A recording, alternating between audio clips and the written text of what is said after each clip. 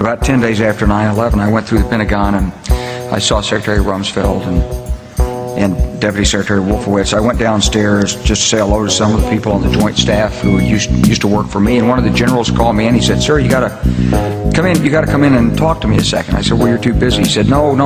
He says, "We've made the decision. We're going to war with Iraq."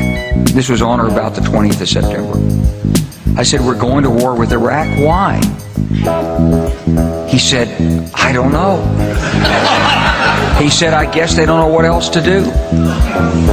So I said, "Well, did they find some information connecting Saddam to Al-Qaeda?" He said, No. He says, "There's nothing new that way. They've just made the decision to go to war with Iraq."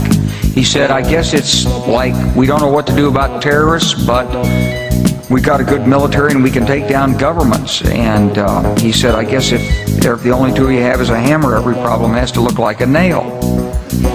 So I came back to see him a few weeks later, and by that time we were bombing in Afghanistan. I said, "Are we still going to war with Iraq?" And he said, "Oh, it's worse than that." He said, he reached over on his desk, he picked up a piece of paper. He said, I just got this down from upstairs, meaning the Secretary of Defense's office today, and he said, "This is a memo that describes how we're going to take out 7 countries in 5 years, starting with Iraq and then Syria, Lebanon, Libya, Somalia, Sudan, and finishing off Iran."